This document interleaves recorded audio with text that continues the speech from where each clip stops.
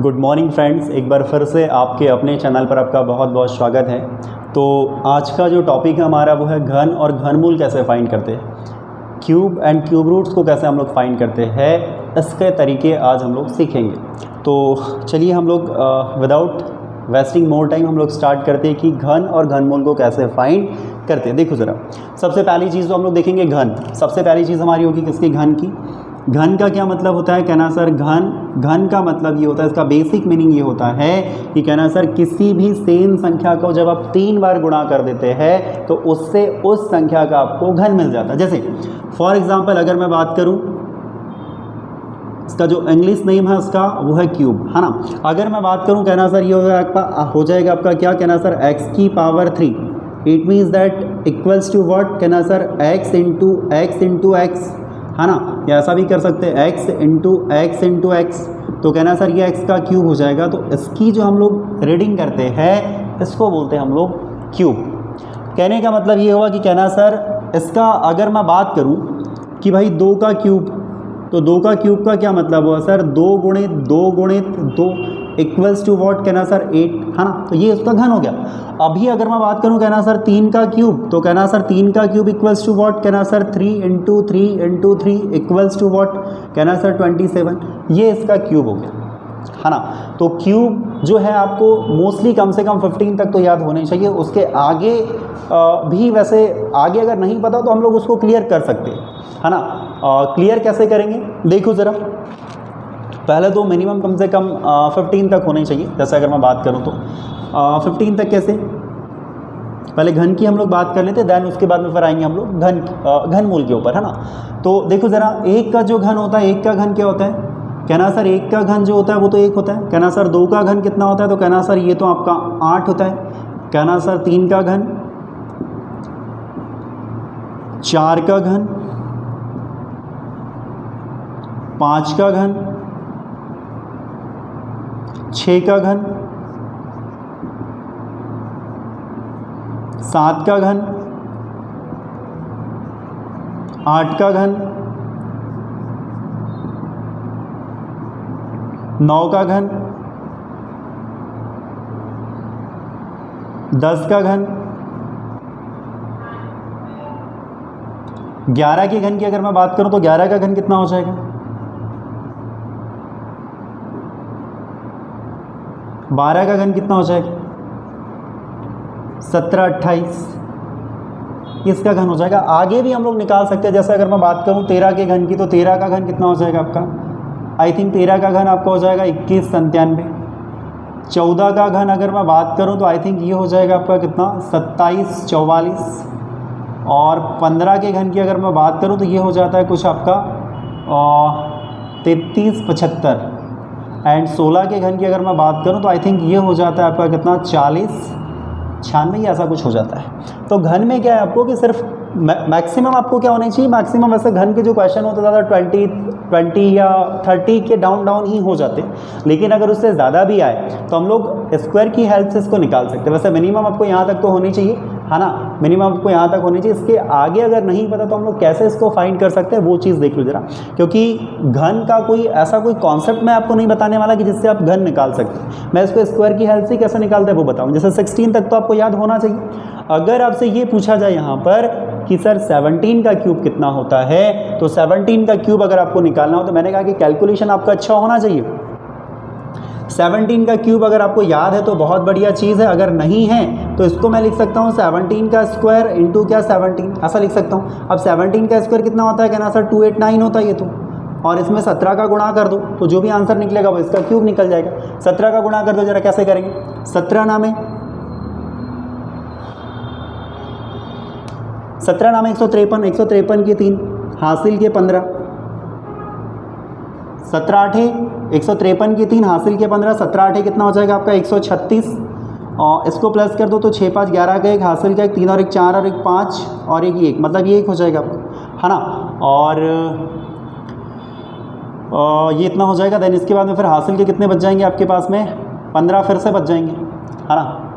17 नामे 153 के 3 हासिल के 15 और 17 8 136 और फिर 15, तो 136 और 15 कितने हो जाएंगे आपके, 6 5 11 के, एक हासिल के, एक 3 एक 4 और एक 5 मतलब 51, मतलब ये फिर से मतलब हासिल के फिर से 15 और 17 दूनी 34, 34 और 15 कितना हो जाएगा आपका, 4 और 5 9, 3 और 1 कितना 4, ये कितना हो जाएगा आपका 49 13। ये ऐसा निकाल सकते हैं हम। तो इसकी हेल्प से हम लोग निकाल सकते हैं भाई, अगर किसी भी नंबर का बोला जाए तो हम लोग इसको निकाल सकते हैं। जैसे फॉर एग्जांपल अगर आपसे ये पूछा जाए कि जैसे 21 का क्यूब आपसे पूछ लिया जाए, 21 का क्यूब अगर आपसे ये पूछ लिया जाए तो 21 का वर्ग कितना होता है, 21 का वर्ग लिख सकता हूँ मैं इसको और गुणित 21 लिख सकता हूँ। इसका वर्ग कितना होगा सर 441 और गुणित में 21, गुणा कर लो इसका 21 एकम 21 के, एक हासिल के 2, 21 चौक कितना हो जाएगा, 21 चौक के 84, 84 और 2 कितना हो जाएगा आपका 84 और 2 86 के 6, हासिल के कितने हो जाएंगे आपके 8, 21 चौक कितना हो जाएगा आपका 84, 84 और 8 कितना हो जाएगा आपका, तो कहना सर ये आपका हो जाएगा 92, तो आंसर कितना हो जाएगा आपका 92 से। तो यहाँ से आप क्या निकाल सकते हो, घन निकाल सकते हो। घन का कोई ट्रिक नहीं है ना, आपको मिनिमम कम से कम इतना याद होना चाहिए। इसके बाद में अगर आपको चाहिए होंगे तो आप स्क्वायर की हेल्प से इसको निकाल सकते हो। तरीका मैं बताऊँगा आपको कि घनमूल कैसे फाइंड करते हैं, वो तरीका हम लोग देखेंगे भाई। चलो, तो उम्मीद है आपको ये समझ में आया होगा। अब हम लोग देखेंगे घनमूल क्या होता है ना।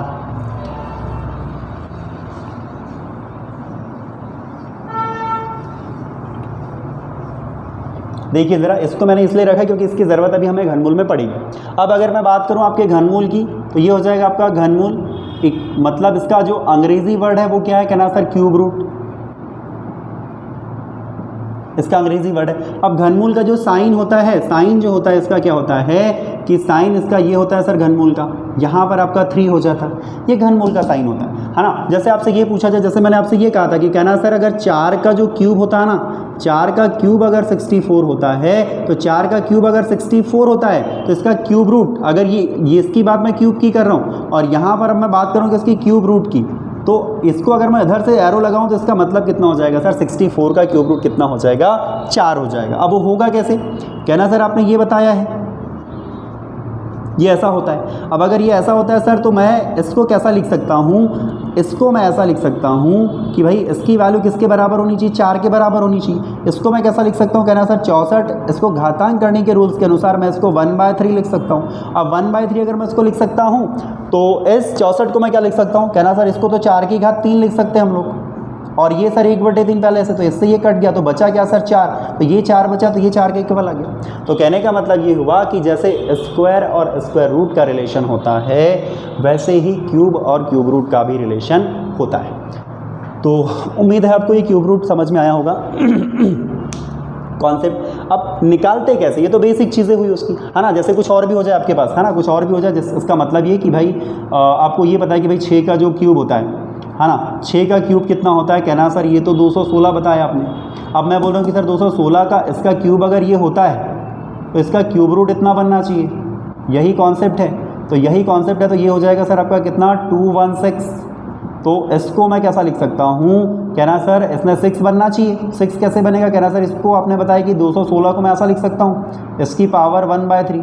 अब 216 को मैं क्या लिख सकता हूँ, कहना सर 6 की घात 3 लिख सकता हूँ, 6 गुणित 6 गुणित 6, है ना, या ऐसा भी कर सकते हो आप, कोई दिक्कत नहीं है। और ये 1/3, तो यहाँ से कितना हो जाएगा 6 की घात 3 और यहाँ से कितना हो जाएगा 1/3, इससे इसको काट दो तो बचा कितना 6, तो आंसर कितना है आपका 6। तो ये इसका कॉन्सेप्ट है। अब इसको फाइंड कैसे करते हैं वो तरीका हम लोग देखेंगे भाई। तो उम्मीद है आपको ये बेसिक कॉन्सेप्ट इसका समझ में आया होगा, घनमूल का, क्यूब रूट का। देखते ज़रा आगे।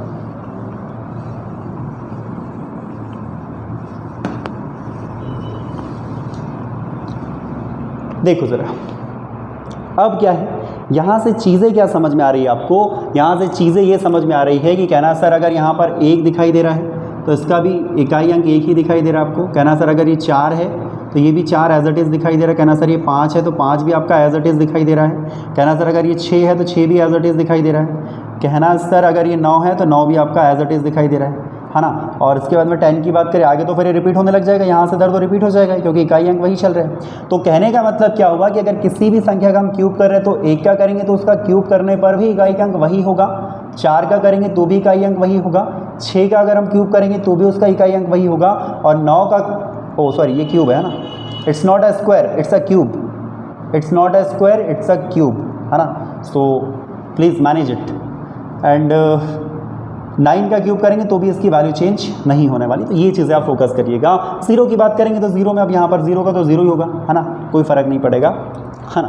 तो देखो ज़रा कॉन्सेप्ट क्या देखा हमने, ये कहना सर एक, ये नोट है आपका बहुत इंपॉर्टेंट नोट, है ना।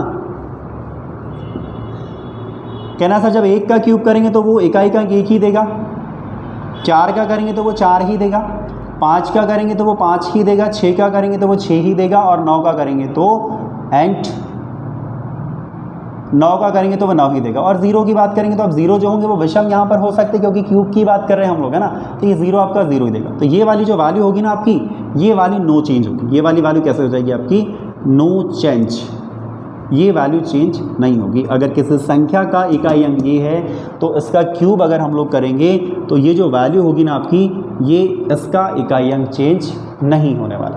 तो ये कॉन्सेप्ट आप याद रखिएगा। एंड इसके बाद में आप देखो ज़रा क्या चीज़ें समझ में आ रही। कहना सर आपका जो 3 है, 3 आपका 7 में चेंज हो रहा है, और 7 आपका देखो 7 आपका 3 में चेंज हो रहा है। तो आप एक और इम्पॉर्टेंट नोट लिख सकते हो कि कहना सर जो 3 है इसका क्यूब करने पर ये किस में चेंज हो रहा है, ये 7 में चेंज हो रहा है सर। और 7 का क्यूब कर रहा है तो सर ये किस में चेंज हो रहा है आपका 3 में, मतलब ये दोनों ही इंटरचेंज हो रहे हैं। कैसे हो रहा है इंटरचेंज, मतलब 3 7 में चेंज हो रहा है ना। और उसके बाद में देखो ज़रा 2 की बात करूँ तो 2 8 में चेंज हो रहा है, और 8 किस में चेंज हो रहा है आपका, फिर से 2 में चेंज हो रहा है। तो 2 और 8 आपके इंटरचेंज हो रहे हैं, और 3 और 7 आपके क्या हो रहे हैं, इंटरचेंज हो रहे हैं। तो ये दोनों ही कॉन्सेप्ट मोस्ट इम्पॉर्टेंट आपके लिए है। अगर ये 2 कॉन्सेप्ट आपको समझ में आ गए तो पूरा क्यूब रूट आपको समझ में आ जाएगा। तो उम्मीद है आपको ये भी समझ में आया होगा। सो अब हम लोग देखते हैं कि क्यूब रूट फाइंड कैसे करते हैं। देखो ज़रा, ये याद रखिएगा।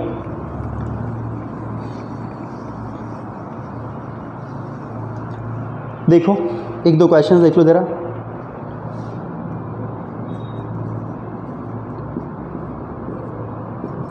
कंप्लीट क्यूब रूट वाले नंबर्स मुझे लिखने पड़ेंगे। मैं कुछ नंबर्स लिख लेता हूं पहले यहां पर।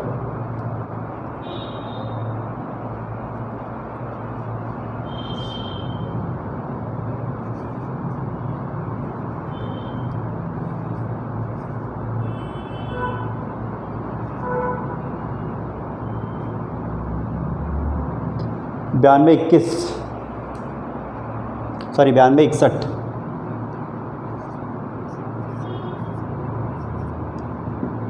और एक अलग लिख लेते हैं।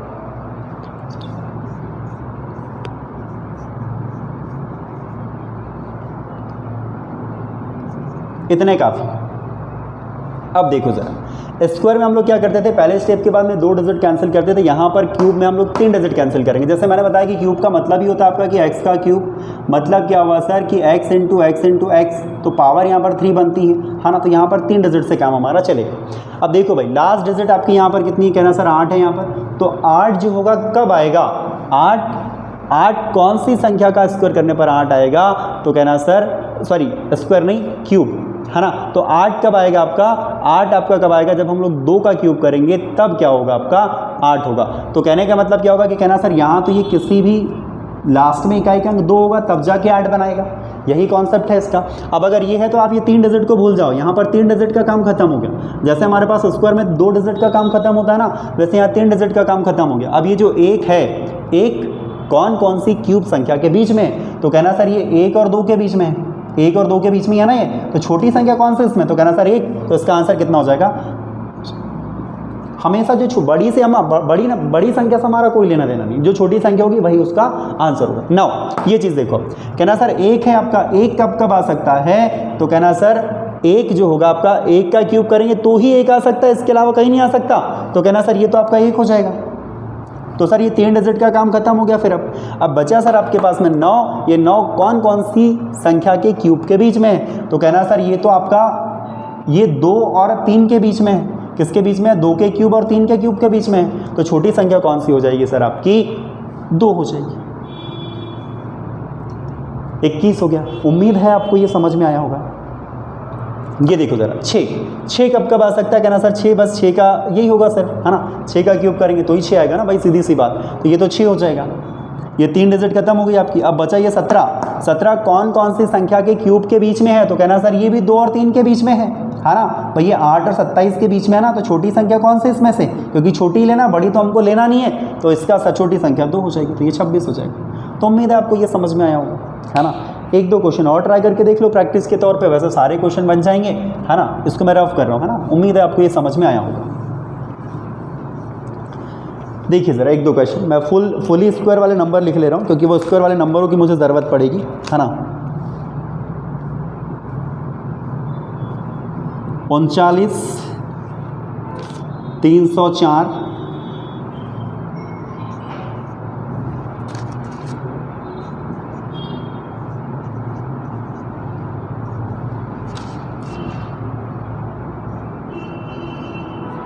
148, 877, ये। अब कॉन्सेप्ट क्या है, कॉन्सेप्ट पर ध्यान दो ज़रा। लास्ट में 4 है, तो 4 कब आएगा आपका, 4 का क्यूब करेंगे तो 4 आएगा। तो पहली चीज़ तो ये हो गई आपकी कि ये 4 हो जाएगा, ये 3 डिजिट का काम खत्म हो गया। अब ये 39 है, कौन कौन सी क्यूब संख्या के बीच में ये 39, कहना सर ये 27 और 64 के बीच में, इसमें छोटी संख्या कौन सी, तो सर छोटी संख्या आपने बोला कि 3, तो इसका आंसर कितना हो जाएगा आपका, 3 हो जाएगा। उम्मीद है आपको ये समझ में आया होगा, है ना। उम्मीद है आपको ये समझ में आया होगा। नाउ 8 की अगर मैं बात करूं तो 8 कब आएगा आपका, कि कहना सर 2 का क्यूब करेंगे तो 8 आएगा, तो कहना सर ये 2 हो जाएगा।